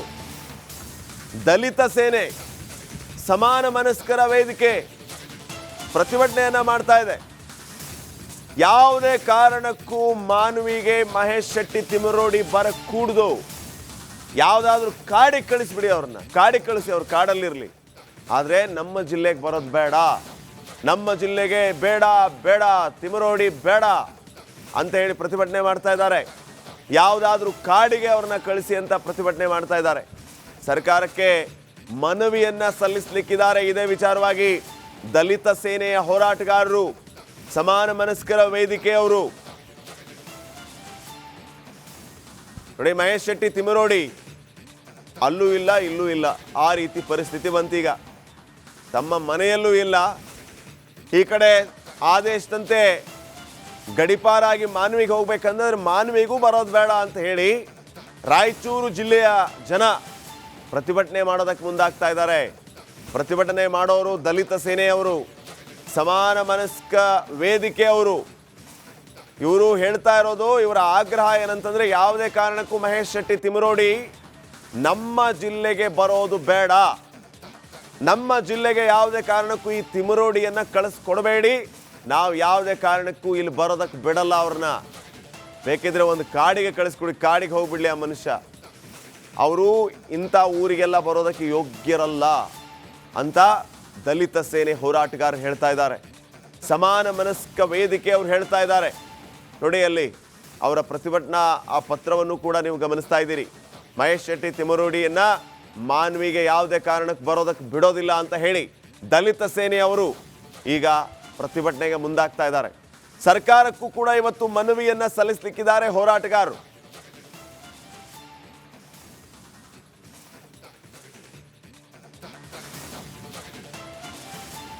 ಇನ್ನಷ್ಟು ಅಪ್ಡೇಟ್ಸ್ ಅನ್ನ ಕೊಡ್ತಾರೆ ಪ್ರತಿನಿಧಿ ಮಾರುತಿ. ಈಗ ಫೋನ್ ಸಂಪರ್ಕದಲ್ಲಿ. ಮಾರುತಿ, ಪ್ರತಿಭಟನಾಕಾರರ ಉದ್ದೇಶ ಸ್ಪಷ್ಟವಾಗಿದೆ, ತಿಮರೋಡಿ ಯಾವುದೇ ಕಾರಣಕ್ಕೂ ನಮ್ಮ ಜಿಲ್ಲೆಗೆ ಬರಬಾರ್ದು, ಕಾಡಿಗೆ ಕಳಿಸ್ಕಿಡಬೇಕಿದ್ರೆ ನಮ್ಮೂರಿಗೆ ಬೇಡ ಅಂತ. ಏನೇನು ಅಪ್ಡೇಟ್ಸ್ ಕೊಡ್ತೀರಿ? ಹೋರಾಟ ಯಾವಾಗ ಆರಂಭ ಆಗುತ್ತೆ? ನಾವು ರಾಯಚೂರು ಜಿಲ್ಲೆಯಲ್ಲಿ ರಾಯಚೂರು ನಗರದಲ್ಲಿರುವ ಅಂಬೇಡ್ಕರ್ ವೃತ್ತದಲ್ಲಿ ಬೆಳಗ್ಗೆ ಈಗ 10:00 ನಾವು ಒಂದು ಪ್ರತಿಭಟನೆ ಮಾಡ್ತಾ ಇದ್ದೀವಿ. ಮಹೇಶ್ ತಿಮರೋಡಿ ಏನು ಗಡೀಪಾರು ಆದೇಶ ಮಾಡಿದ್ದಾರೆ ರಾಯಚೂರು ಜಿಲ್ಲೆಯ ಮಾನ್ವಿ ತಾಲೂಕಿಗೆ ಬರಲು ನಮಗೆ ಆ ಆದೇಶ ಸ್ವಾಗತವಿದೆ. ಏನಂದ್ರೆ ಗಡೀಪಾರು ಮಾಡೋ ಆದೇಶ ಏನಿದೆ ಅದು ಒಳ್ಳೇದೇ, ಆದ್ರೆ ನಮ್ಮ ಜಿಲ್ಲೆಗೆ ಬೇಡ ಅಂತ ನಾವು ಹೇಳ್ತಾ ಇದ್ದೀವಿ. ನಮ್ಮ ಕಲ್ಯಾಣ ಕರ್ನಾಟಕದಲ್ಲಿ ನಾವೆಲ್ಲ ಶಾಂತಿ ಸೌಹಾರ್ದತೆಯಿಂದ ಇದ್ದೀವಿ. ಈ ಭಾಗದ ಜನರು ಒಳ್ಳೆ ಮುಗ್ಧರು, ಎಲ್ಲರೂ ಚೆನ್ನಾಗಿದ್ದೀವಿ. ಇಲ್ಲಿ ಅಂಥವ್ರು ಬೇಡ, ಮಹೇಶ್ ತಿಮರೋಡಿ ಅಂತವ್ರು. ಅವ್ರನ್ನ ಯಾವುದಾದ್ರೂ ಅಭಯಾರಣ್ಯಕ್ಕೆ ಅಥವಾ ಯಾವುದಾದ್ರೂ ಕಾಡಿಗೆ ಕಳಿಸ್ಲಿ ಅಂತ ನಾನು ಒಂದು ಒತ್ತಾಯದ ಪ್ರತಿಭಟನೆ ಇದು ಸಮಾನ ಮನಸ್ಕರ ವೇದಿಕೆ ಮೂಲಕ ನಾವು ಮಾಡ್ತಾ ಇದ್ದೀವಿ. ನಮ್ಮ ಜಿಲ್ಲೆಗೆ ಅಂತ ದುಷ್ಟಶಕ್ತಿಗಳು ಬರಬಾರ್ದೆಂಬುದೇ ನಮ್ಮೆಲ್ಲರ ಒಂದು ಒತ್ತಾಯ ಆಗಿದೆ. ಸಮಾನ ಮನಸ್ಕರ ವೇದಿಕೆಯಿಂದ ಮಾತಾಡ್ತಾ ಇದ್ದೀರಾ ಈಗ? ಹೌದು, ನಾನು ಜಿಲ್ಲಾಧ್ಯಕ್ಷ ಮಾರುತಿ ಬಡಿಗೇರ. ಫೈನ್. ಮಾರುತಿ ಅವರೇ, ನೀವು ಜಿಲ್ಲಾ ಅಧ್ಯಕ್ಷರಾಗಿ ಈಗ ಪ್ರತಿಭಟನೆಯನ್ನ ಮಾಡ್ತಾ ಇದ್ದೀರಲ್ಲ, ಪ್ರತಿಭಟನೆ ಉದ್ದೇಶ ಏನು? ಉದ್ದೇಶ ಮಹೇಶ್ ತಿಮರೋಡಿ ಅವರು ನಮ್ಮ ಜಿಲ್ಲೆಗೆ ಗಡೀಪಾರು ಮಾಡಿದ್ದಾರೆ. ನಮ್ಮ ಜಿಲ್ಲೆಯ ಮಾನ್ವಿ ತಾಲೂಕಿನಲ್ಲಿ 1 ವರ್ಷ ಇರಬೇಕಂತ ಸರ್ಕಾರ ಆದೇಶ ಮಾಡಿದೆ. ಆ ಆದೇಶವನ್ನು ದಯಮಾಡಿ ನಮ್ಮ ಜಿಲ್ಲೆಗೆ ಬೇಡ, ಅವರು ಬೇರೆ ಕಡೆಗೆ ಕಳಿಸ್ಲಿ ಅಂತ ನಾವು ಮಾನ್ಯ ಮುಖ್ಯಮಂತ್ರಿಗಳು ಮತ್ತು ಗೃಹ ಸಚಿವರಲ್ಲಿ ಮನವಿ ಮಾಡಿಕೊಳ್ತಾ ಇದ್ದೀವಿ. ಆ ಉದ್ದೇಶದಿಂದ ನಾವು ಹೋರಾಟ ಮಾಡ್ತಾ ಇದ್ದೇವೆ. ಮಹೇಶ್ ತಿಮರೋಡಿ ಅಂತ ಏನು ಇವತ್ತು 32 ಕೇಸ್ಗಳಿವೆ, ಅಕ್ರಮ ಶಸ್ತ್ರಾಸ್ತ್ರಗಳನ್ನ ಸಂಗ್ರಹಿಸಿದಂತ ವ್ಯಕ್ತಿ. ಇವತ್ತು ನಮ್ಮ ಜಿಲ್ಲೆಗೆ ಒಂದು ಕೆಟ್ಟ ಹೆಸರು ಬರ್ತದೆ ಅಂತವ್ರು ಬಂದ್ರೆ. ನಮ್ಮ ಈ ಭಾಗದಲ್ಲಿ ನಾವೆಲ್ಲರೂ ಸೌಹಾರ್ದತೆಯಿಂದ ಇದ್ದೀವಿ. ಈ ಭಾಗದ ಜನರು ಇಂಥಲ್ಲಿ ಅಂತವ್ರು ಬರಬಾರ್ದು, ಅವ್ರ ದರ್ಶನ ಸಹ ನಮ್ಮ ಜಿಲ್ಲೆಗೆ ಬೇಡ ಅಂತ ನಮ್ದೊಂದು ಒತ್ತಾಯ. ಮಾರುತಿ ಅವರೇ, ಈಗ ಇನ್ನೊಂದು ವಿಚಾರ ಏನಂತಂದ್ರೆ ದಲಿತ ಸೇನೆ ಹೋರಾಟಗಾರರು ಕೂಡ ಸೇಮ್ ಇದೇ ಉದ್ದೇಶ ಇಟ್ಕೊಂಡು ಹೋರಾಟ ಮಾಡ್ತಾ ಇದ್ದಾರೆ. ನೀವು ಕೂಡ ಇವತ್ತು ಹೋರಾಟ, ಇಬ್ಬರು ಜಂಟಿಯಾಗಿ ಹೋರಾಟ ಮಾಡ್ತಾ ಇದ್ದೀರಾ? ಹೌದು, ಜಂಟಿಯಾಗಿ ಮಾಡ್ತಾ ಇದ್ದೀವಿ. ಮಹಿಳೆಯರು ಸಹ ಸೇರ್ತಾ ಇದ್ದಾರೆ. ಒಂದು ಒಳ್ಳೆ ಹೋರಾಟ ಇದು. ಯಾಕಂದ್ರೆ ನಮ್ಮ ಭಾಗದ ಜನರೇ ಹಂಗೆ. ಇಲ್ಲಿ ತುಂಬಾ ಇವತ್ತು ಯಾವುದೇ ಇರಲಿ, ಇವತ್ತು ಬಕ್ರೀದು, ರಂಜಾನು, ಮೊಹರಾಮು, ಗಣೇಶ, ದಸರಾ, ದೀಪಾವಳಿ, ಹಿಂದೂ ಮುಸ್ಲಿಂ ಸೇರಿ ಮಾಡ್ತಾ ಇದ್ದೀವಿ. ಇಲ್ಲಿ ಒಳ್ಳೆ ಭಾವೈಕ್ಯತೆ ಇದೆ ನಮ್ಮ ಭಾಗದಲ್ಲಿ. ದಯಮಾಡಿ ಆ ಭಾಗದಲ್ಲಿ ಇರುವಂತ ಇಂಥ ಮಹೇಶ್ ತಿಮರೋಡಿ ಅಂತವ್ರು ನಮ್ಮ ಭಾಗಕ್ಕೆ ಬರಬಾರ್ದೆಂಬುದೇ ನಮ್ಮದೊಂದು ಉದ್ದೇಶ. ಇದು ನಾನು ಇಡೀ ಜಿಲ್ಲೆಯ ಜನರ ಪರವಾಗಿ ಕಳಕಳಿಯಿಂದ ಕೇಳ್ಕೊಳ್ತೀನಿ ಸರ್ಕಾರಕ್ಕೆ. ಈಗ ಮಾರುತಿ ಅವರು, ಈಗ ಮಹೇಶ್ ಶೆಟ್ಟಿ ತಿಮರೋಡಿ ನಿಮ್ಮ ಜಿಲ್ಲೆಗೆ ಬರೋದೇ ಬೇಡ ಅಂತ ಯಾಕೆ ಅನಿಸ್ತಾ ಇದೆ ನಿಮ್ಗೆ? ನೋಡಿ, ಕಳೆದ ಒಂದು 2-3 ತಿಂಗಳಿಂದ ಏನು ಈ ಬುರುಡೆ ಗ್ಯಾಂಗು ನೋಡಿ ನೋಡಿ ಸಾಕಾಯ್ತು. ಆಮೇಲೆ ಸುಳ್ಳು ಹೇಳಿದ್ರು, ಒಂದು ದೇವಸ್ಥಾನದ ಮೇಲೆ ಒಂದು ಆರೋಪ ಮಾಡಿದ್ರು, ಧರ್ಮಸ್ಥಳದ ಮೇಲೆ. ನಮ್ಮಲ್ಲಿ ಸಾಕಷ್ಟು ಜನ ಭಕ್ತಾದಿಗಳಿದ್ದಾರೆ. ಇವತ್ತು ಉದಾಹರಣೆಗೆ ನಿಮಗೆ ನಮ್ಮ ರಾಯಚೂರು ಹತ್ರನೇ ಮಂತ್ರಾಲಯದ ರಾಯರ ಮಠ ಇದೆ. ನಮ್ಗೆ ಇಲ್ಲೆಲ್ಲ ಒಳ್ಳೆ ಭಾವನೆಗಳನ್ನು ಇಟ್ಕೊಂಡಂತ ಜನ ನಮ್ಮವರು ಇದ್ದಾರೆ. ಜೊತೆಗೆ ನಾವೆಲ್ಲ ಈ ರಾಜ್ಯದಲ್ಲಿ ಹಿಂದುಳಿದಂತ ಜಿಲ್ಲೆ ನಮ್ದು ರಾಯಚೂರು. ಇವತ್ತು ಆರ್ಥಿಕವಾಗಿ, ಶೈಕ್ಷಣಿಕವಾಗಿ, ಸಾಮಾಜಿಕವಾಗಿ ನಾವು ಹಿಂದುಳಿದಿದ್ದೀವಿ. ಈ ಜಿಲ್ಲೆಯಲ್ಲಿ ಯಾವುದೇ ಶಾಂತಿ ಏನು ಹದಗೆಡಬಾರದೆಂಬುದೇ ನಮ್ಮ ಒಂದು ಉದ್ದೇಶ ಅಷ್ಟೇ.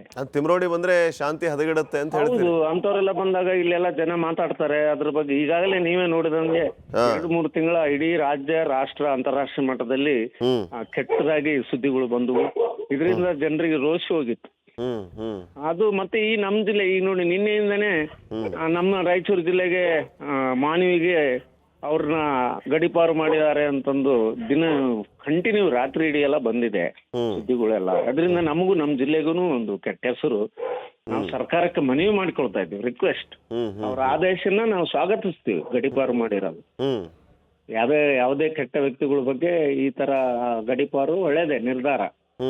ಅದ್ಯಾಕೋ ನಮ್ ಜಿಲ್ಲೆನೇ ನೀವು ಆಯ್ಕೆ ಮಾಡ್ಕೊಂಡಿರಿ ಅಂತ ನಾವು ಸರ್ಕಾರಕ್ಕೆ ರಿಕ್ವೆಸ್ಟ್ ಮಾಡ್ತಾ ಇದ್ದೀವಿ. ಬೇಡ ಅಂತ ಅಂತವ್ರು, ಅಂತ ಕ್ರಿಮಿನಲ್ಸ್ ಬೇಡ ನಮ್ ಜಿಲ್ಲೆಗೆ. ಅದೇನೇ ಇರ್ಲಿ, ಕಾನೂನು ಕಚೇರಿ, ಕೋರ್ಟು ಕಚೇರಿ ಅದೆಲ್ಲ ನಡೀತದೆ. ಅಂತ ಮಹೇಶ್ ತಿಮ್ರೋಡಿ ಅಂತವ್ರು ನಮ್ ಜಿಲ್ಲೆಗೆ ಬೇಡ. ನಾವು ಇಲ್ಲೆಲ್ಲ ಹೋರಾಟಗಾರರಿದ್ದಾರೆ, ಎಲ್ಲರಿದ್ದಾರೆ. ಏನ್ ಸರ್, ನಮ್ಮ ಜಿಲ್ಲೆಯಲ್ಲಿ ತುಂಬಾ ಒಳ್ಳೆ ಜನ ನಮ್ಮಲ್ಲಿ ಇರೋರು. ಯಾವುದೇ ರಾಜಕಾರಣಿಗಳು ಸಹ ನಮ್ಮಲ್ಲಿ ಜಾತಿ, ಧರ್ಮ ಅದ್ರ ಬಗ್ಗೆ ಜಾಸ್ತಿ ನಮ್ಮಲ್ಲಿ ಇಲ್ಲ ಈ ಭಾಗದಲ್ಲಿ. ನಿಮ್ಗೆ ಗೊತ್ತಿರೋದಂಗೆ ಒಳ್ಳೆ ಜನ ಇದ್ದಾರೆ ಈ ಕಡೆ. ಸೊ ಅಂದ್ರೆ ಮಾರುತಿ ಅವರೇ, ಈಗ ಮಹೇಶ್ ಶೆಟ್ಟಿ ತಿಮರೋಡಿ ಸಮಾಜಘಾತುಕ ಶಕ್ತಿ ಅನ್ನುವಂತ ಕನ್ಕ್ಲೂಷನ್ ಬಂದ್ಬಿಟ್ಟಿದ್ರಿ ನೀವು. ಇವರಿಂದ ಹಾಳಾಗೋದು ಹೆಚ್ಚು ಅಂತ. ಹೌದೌದು, ಅವರಿಂದ ಏನ್ ನಮ್ಗೇನು ಅಭಿವೃದ್ಧಿ ಆಗಲ್ಲ, ಅವರಿಂದ ನಾವೇನು ಉದ್ಧಾರ ಆಗಲ್ಲ, ಇನ್ನಷ್ಟು ಹಾಳಾಗುತ್ತೆ ಸಮಾಜ. ನಾವು ಸಮಾಜದ ಹಿತದೃಷ್ಟಿಯಿಂದ ಇದು ಮಾಡ್ತಾ ಇದ್ದೀವಿ. ಈಗ ಸರ್ಕಾರಕ್ಕೆ ಮನವಿ ಅಂತಂದ್ರೆ ಏನ್ ಶಾಸಕರನ್ನ ಭೇಟಿ ಆಗ್ತೀರಾ, ಸಚಿವರನ್ನ ಭೇಟಿ ಆಗ್ತೀರಾ? ನಾವು ಮಾನ್ಯ ಜಿಲ್ಲಾಧಿಕಾರಿಗಳಿಗೆ ಒಂದು ಮನವಿ ಪತ್ರ ಕೊಡ್ತೀವಿ. ಓಕೆ. ಇಲ್ಲಿ ಒಂದು ಪ್ರತಿಭಟನೆ ಮಾಡ್ತೀವಿ ಅಂಬೇಡ್ಕರ್ ಸರ್ಕಲ್ಗೆ. ನಂತರ ಮಾನ್ಯ ಗೃಹ ಸಚಿವರಿಗೆ ಒಂದು ಮನವಿ ಪತ್ರ ರಾಯಚೂರು ಜಿಲ್ಲೆಯಿಂದ ಒಂದು ನಿಯೋಗ ಹೋಗಿ ಕೊಟ್ಟು ಬರ್ತೀವಿ ಅವರಿಗೆ, ದಯಮಾಡಿ ಬೇಡ ಅಂತ. ಬಟ್ ಇವತ್ತೇನೋ ಜಾಮೀನ್ ಇದೆ, ಅದು ಇದೆ ಅಂತ ನೋಡ್ಬೇಕಾದ್ರು, ಕೋರ್ಟಲ್ಲಿ ನಡೀತಾ ಇದೆ. ಅದೇನೇ ಇರ್ಲಿ, ಮಹೇಶ್ ತಿಮ್ರೋಡಿ ನಮ್ ಜಿಲ್ಲೆಗೆ ಬೇಡ ಅಂತ ನಮ್ದು ಒಂದೇ ಒಂದು ಬೇಡಿಕೆ. ಇಲ್ಲ, ಆದೇಶದ ಪ್ರಕಾರ ನಾವು ಮಾನ್ವಿ ತಾಲೂಕಿಗೆ ಅವ್ರನ್ನ ಕಳಿಸ್ಲೇಬೇಕು, ಅವ್ರು ಬರಲೇಬೇಕು ಅಂದ್ರೆ ಮುಂದಿನ ಹೋರಾಟದ ಒಂದು ನಿರ್ಧಾರ ಮಾಡ್ತೀವಿ ಎಲ್ಲರೂ ಸೇರಿ. ಇವತ್ತೊಂದು ನಾವು ಒಂದು ಪ್ರತಿಭಟನೆ ಮಾಡಿ ಸರ್ಕಾರಕ್ಕೆ ಒಂದು ಗಮನ ಸೆಳಿತೀವಿ. ಮುಂದಿನ ಒಂದು ನಿರ್ಧಾರ ಇವತ್ತು ಮಾಡ್ತೀವಿ, ಏನ್ ಮಾಡ್ಬೇಕು. ಓಕೆ, ಒಟ್ನಲ್ಲಿ ನೀವು ಬೇಕಾದ್ರೆ ಒಂದು ಕಾಡಿ ಕಳಿಸ್ಕೊಟ್ಬಿಡಿ, ಮಾನವಿಗೆ ಬೇಡ ಅಂತ ಹೇಳ್ತಿದ್ದೀರಿ. ಹೌದೌದು, ಯಾವ್ದಾದ್ರು ಅರಣ್ಯಕ್ಕೆ ಕಳಿಸಿ ನೀವು. ಬಂಡೀಪುರ ಅಭಯಾರಣ್ಯ ಇರ್ಬೋದು, ನಾಗರಹೊಳೆ ಇರ್ಬೋದು, ಕಪಿಲಾ ಇರ್ಬೋದು. ಏನ್ ಸರ್, ಇವತ್ತು ಚಿಕ್ಕಮಂಗ್ಳೂರು ಮಲೆನಾಡಿನಲ್ಲಿ ಬಿಡ್ರಿ, ಎಲ್ಲಾದ್ರೂ ಹೊತ್ತಲ್ಲಿ ಅರಣ್ಯದಲ್ಲಿ ಬಿಡ್ರಿ, ಪರವಾಗಿಲ್ಲ. ಬಟ್ ನಮ್ಮಲ್ಲಿ ಬೇಡ. ಅಲ್ಲಿ ಶಾಂತಿಗೆ ಭಂಗ ಬರಲ್ವಾ ಮಾರುತಿ ಅವರೇ? ಅಲ್ಲಿ ಅವರು ಆಕ್ಚುಲಿ ಹೇಳ್ಬೇಕಂದ್ರೆ ಜನರ ಜೊತೆ ವಾಸ ಮಾಡುವಂತ ವ್ಯಕ್ತಿ ಅಲ್ಲ, ಪ್ರಾಣಿಗಳ ಜೊತೆ ಇರೋದೇ ಒಳ್ಳೇದಂತ. ಜನರ ಜೊತೆಲಿ ಬೇಡ, ಈ ಸಮಾಜದಲ್ಲಿ ಕೆಟ್ಟ ಇಂಥವ್ರು ಇರಬಾರ್ದಂತ ನಮ್ಮ ಉದ್ದೇಶ. Okay okay, fine. ಧನ್ಯವಾದ ಮಾರುತಿ ಅವರೇ, ರಿಪಬ್ಲಿಕ್ ಕನ್ನಡ ಜೊತೆ ಮಾತಾಡಿದ್ದಕ್ಕೆ.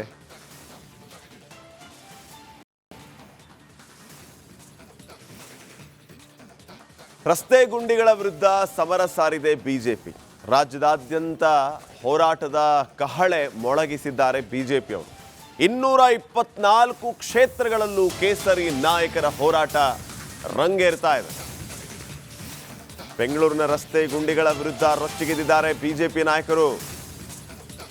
ಗುಂಡಿ ಮುಚ್ಚೋದಕ್ಕೂ ನಿಮ್ಮ ಹತ್ರ ದುಡ್ಡಿಲ್ವಾ ಅಂತ ಪ್ರಶ್ನೆ ಮಾಡ್ತಾ ಇದ್ದಾರೆ. ಖಜಾನೆ ಖಾಲಿ ಸರ್ಕಾರ ಅಂತ ಹೇಳಿ ಸಿದ್ದರಾಮಯ್ಯ ಸರ್ಕಾರದ ವಿರುದ್ಧ ಆಕ್ರೋಶವನ್ನು ವ್ಯಕ್ತಪಡಿಸ್ತಾ ಇದ್ದಾರೆ ಬಿಜೆಪಿ ನಾಯಕರು. ಕೇವಲ ಒಂದು ಕಡೆ ಎರಡು ಕಡೆ ಅಲ್ಲ, 224 ಕ್ಷೇತ್ರಗಳಲ್ಲೂ ಕೂಡ ಕೇಸರಿ ನಾಯಕರು ಹೋರಾಟವನ್ನ ಮಾಡಲಿಕ್ಕಿದ್ದಾರೆ. ಬೆಂಗಳೂರು ರಸ್ತೆ ಗುಂಡಿಗಳ ವಿರುದ್ಧ ಬಿಜೆಪಿ ಪಾಂಚಜನ್ಯ ಮೊಳಗಿಸಿದೆ. ರಾಜಧಾನಿಯಲ್ಲಿ ಕೇಸರಿ ಪಡೆ ಬೃಹತ್ ಹೋರಾಟಕ್ಕೆ ಮುಂದಾಗಿದೆ. ಯಲಹಂಕ ಕ್ಷೇತ್ರ ವ್ಯಾಪ್ತಿಯಲ್ಲಿ ಗುಂಡಿ ಮುಚ್ಚಿ ಅಭಿಯಾನ. ಈ ಒಂದು ಅಭಿಯಾನಕ್ಕೆ ಶಾಸಕ SR ವಿಶ್ವನಾಥ್ ಅವರ ನೇತೃತ್ವ. ಪ್ರತಿ ವಿಧಾನಸಭಾ ಕ್ಷೇತ್ರ ವ್ಯಾಪ್ತಿಯಲ್ಲಿ ಇವತ್ತು ಹೋರಾಟ ನಡೆಯುತ್ತೆ. 224 ವಿಧಾನಸಭಾ ಕ್ಷೇತ್ರಗಳಲ್ಲಿ ಈ ಹೋರಾಟ ಇರುತ್ತೆ. ವೀಕ್ಷಕರೇ, ತಮಗೆಲ್ಲ ಗೊತ್ತಿದೆ, ರಿಪಬ್ಲಿಕ್ ಕನ್ನಡ ನಿರಂತರವಾಗಿ ವರದಿಯನ್ನ ಮಾಡ್ತು. ವಿಶೇಷ ಅಭಿಯಾನವನ್ನ ಮಾಡಿದ್ವಿ ನಾವು, ಗುಂಡಿ ಮುಚ್ಚಿ ಅಭಿಯಾನ. ಈ ಅಭಿಯಾನದ ಬೆನ್ನಲ್ಲೇ ಈಗ ಬಿಜೆಪಿ ಹೋರಾಟವನ್ನ ಆರಂಭಿಸಿದೆ. ರಿಪಬ್ಲಿಕ್ ಕನ್ನಡದ ಈ ವಿಶೇಷ ಕ್ಯಾಂಪೇನ್, ಗುಂಡಿ ಮುಚ್ಚಿ ಕ್ಯಾಂಪೇನ್ ಬೆನ್ನಲ್ಲೇ ಕೇಸರಿ ನಾಯಕರು ಕಹಳೆಯನ್ನ ಮೊಳಗಿಸ್ತಾ ಇದ್ದಾರೆ. ಕಾಂಗ್ರೆಸ್ ಸರ್ಕಾರಕ್ಕೆ,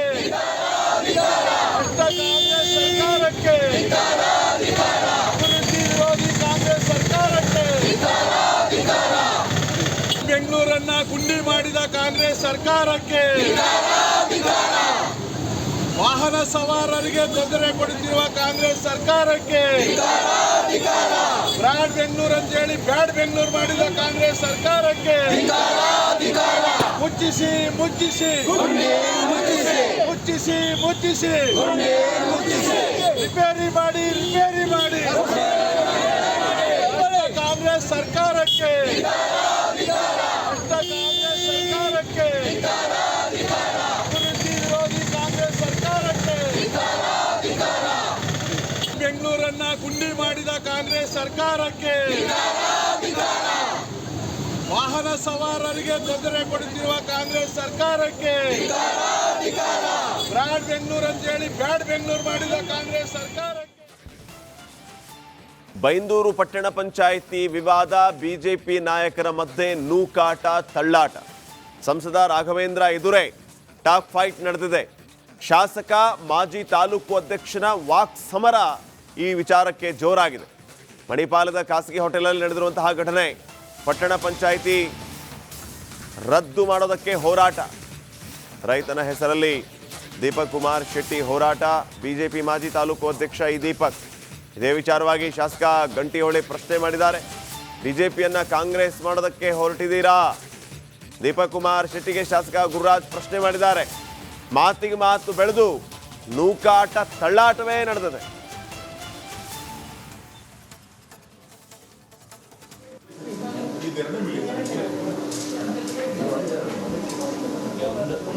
ಫಿಶ್ ಮಾಡ್ಸಿನ್ ಬಾರೋ ಸಫರ.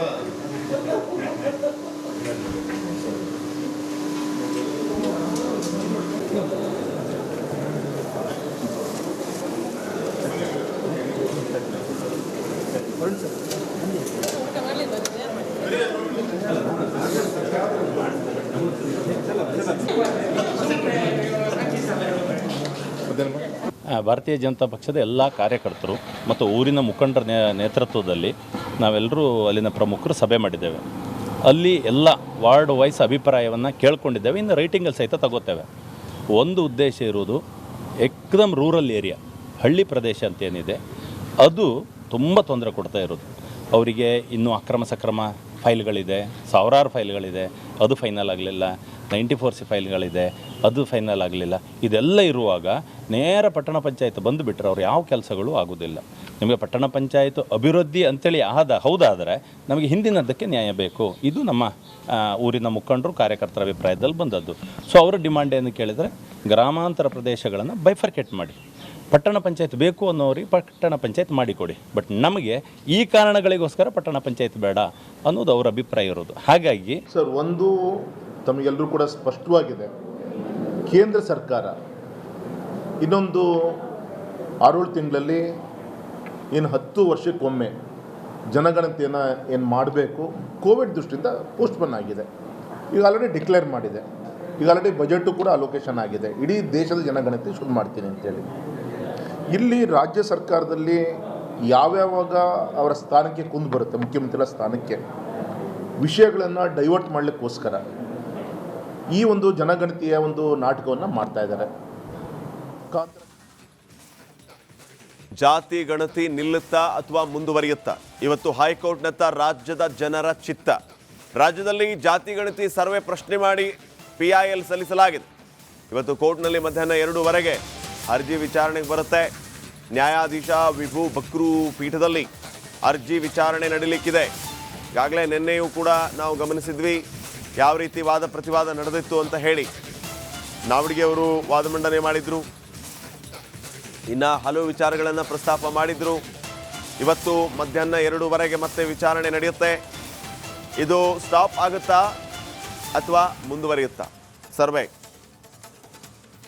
ಇನ್ನಷ್ಟು ಅಪ್ಡೇಟ್ಸ್ ಕೊಡ್ತಾರೆ ಪ್ರತಿನಿಧಿ ಮಾದೇಶ್. ಈಗ ಫೋನ್ ಸಂಪರ್ಕದಲ್ಲಿ. ಮಾದೇಶ್, ಏನಾಗ್ಬೋದು, ಏನು ಚಾನ್ಸಸ್ ಇದೆ, ಏನು ಅಪ್ಡೇಟ್ಸ್ ಕೊಡ್ತೀರಿ?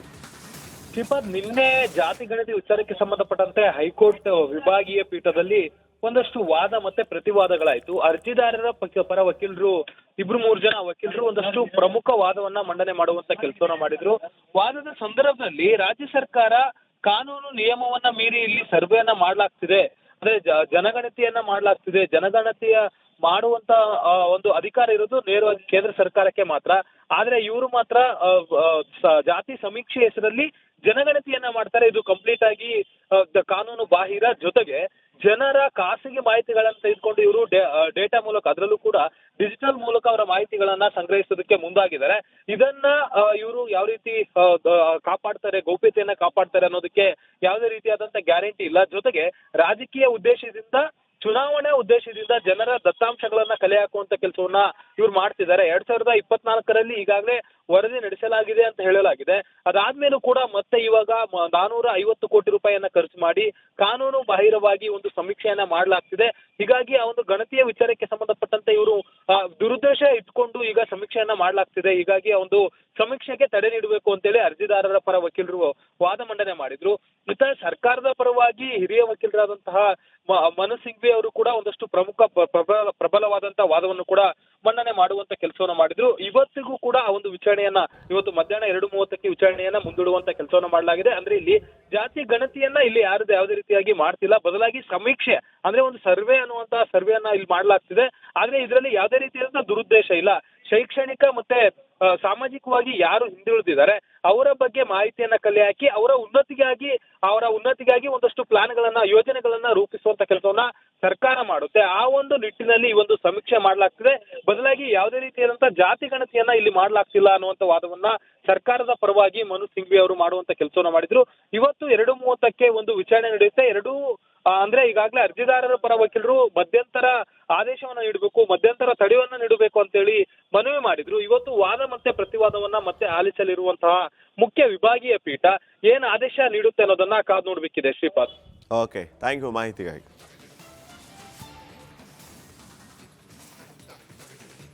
ಇನ್ನ ಜಾತಿ ಗಣತಿಯ ಹೆಸರಲ್ಲಿ ಸಂಪುಟವೇ ಇಬ್ಬಾಗ ಆಗ್ತಾ ಇದೆಯಾ ಅನ್ನುವಂತಹ ಪ್ರಶ್ನೆ ಮೂಡ್ತಾ ಇದೆ. ಸಿಎಂ ನಡೆಗೆ ಪ್ರಬಲ ಸಮುದಾಯದ ಸಚಿವರು ವಿರೋಧವನ್ನ ವ್ಯಕ್ತಪಡಿಸ್ತಾ ಇದ್ದಾರೆ. ಜಾತಿ ಗಣತಿಯನ್ನ ಮುಂದೂಡುವಂತೆ ಮುಖ್ಯಮಂತ್ರಿಗಳ ಮೇಲೆ ಒತ್ತಡ ಹೇರ್ತಾ ಇದ್ದಾರೆ. ಸಿದ್ದರಾಮಯ್ಯ ಪರ ನಿಲ್ಲೋದಕ್ಕೆ OBC ನಾಯಕರು ಮುಂದಾಗ್ತಾ ಇದ್ದಾರೆ.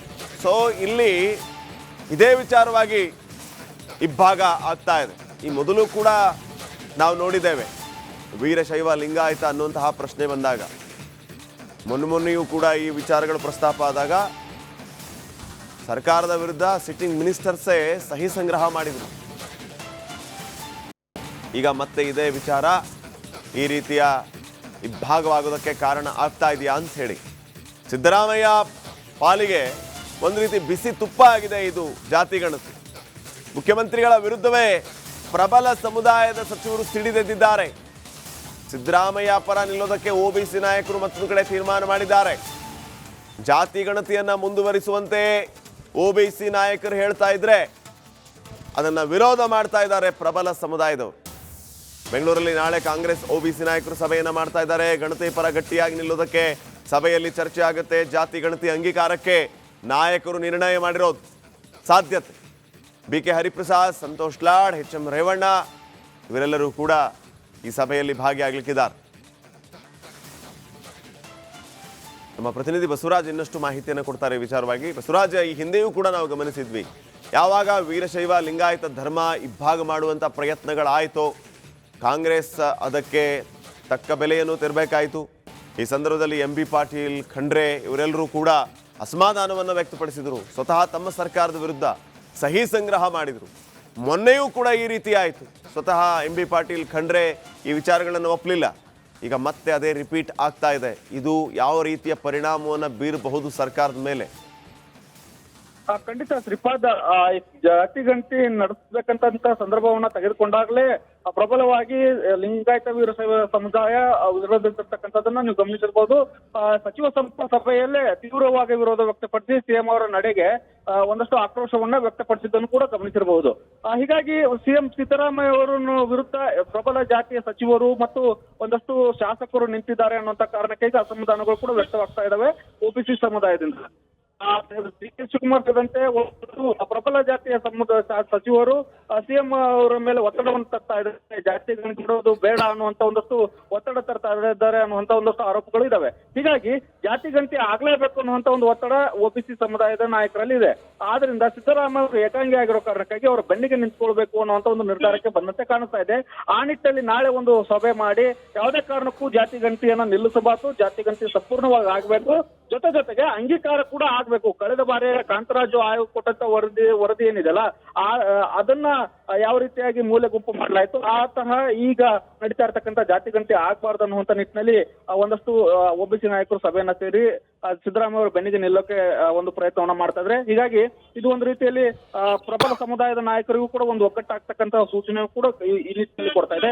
ಒಂದು ಕಾಂಗ್ರೆಸ್ ಪಕ್ಷದಲ್ಲಿ ಮತ್ತು ಈ ಒಂದು ಬೆಳವಣಿಗೆ ಆಗ್ತಾ ಇರ್ತಕ್ಕಂಥದ್ದು ಒಂದ್ ಕಡೆ ಪ್ರಬಲ ಸಮುದಾಯದ ಸಚಿವರು ಶಾಸಕರು, ಇನ್ನೊಂದ್ ಕಡೆ ಓಬಿಸಿ ಸಮುದಾಯದ ಸಚಿವರು ಶಾಸಕರು.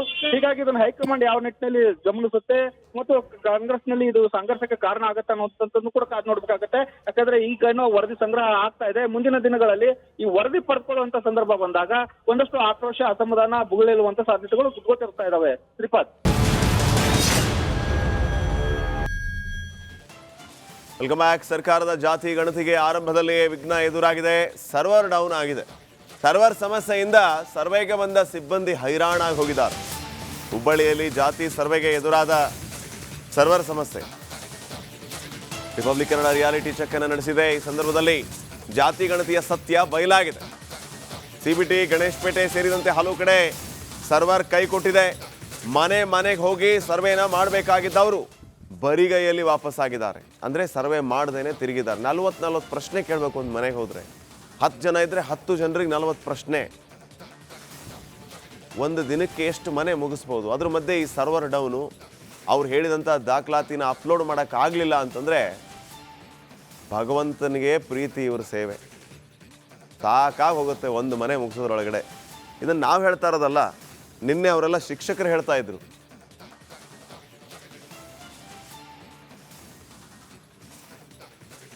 ಸಾಕಷ್ಟು ಜಟಾಪಟಿ, ಅದೇ ರೀತಿ ಆಕ್ಷೇಪಗಳ ನಡುವೆ ಈಗಾಗಲೇ ರಾಜ್ಯ ಸರ್ಕಾರ ರಾಜ್ಯದಾದ್ಯಂತ ಜಾತಿ ಗಣತಿಯನ್ನು ಸಿಬ್ಬಂದಿಗಳು ಮನೆಗೆ ಆಗಮಿಸಿ ಮನೆಗೆ ತೆರಳಿ ಜಾತಿ ಗಣತಿಯನ್ನು ಆರಂಭ ಮಾಡ್ತಾ ಇದ್ದಾರೆ. ಆದರೆ ಈ ಜಾತಿ ಗಣತಿ ಆರಂಭಕ್ಕೂ ಮುನ್ನ ಅಪಸ್ವರ ಒಂದು ಕಡೆ ಎದುರಾದರೆ, ಒಂದು ಕಡೆ ಸರ್ವರ್ನ ಕಂಟಕ ಎದುರಾಗ್ತಾ ಇರುವಂಥದ್ದು.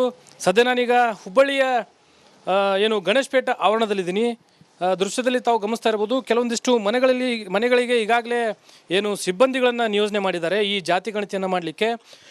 ನಿನ್ನೆಯಿಂದ ಕೂಡ ಬೆಳಗ್ಗೆಯಿಂದ ಈ ಸಿಬ್ಬಂದಿಗಳು ಮನೆಗೆ ಪ್ರತಿಯೊಂದು ಮನೆಗೆ ಆಗಮಿಸಿ ಜಾತಿ ಗಣತಿಯನ್ನು ನಮೂದು ಮಾಡಲಿಕ್ಕೆ ಆಗಮಿಸ್ತಾ ಇದ್ದಾರೆ. ಆದರೆ ಅವರಿಗೆ ಸರ್ವರ್ನ ಸಮಸ್ಯೆ ಎದುರಾಗಿರುವಂಥದ್ದು.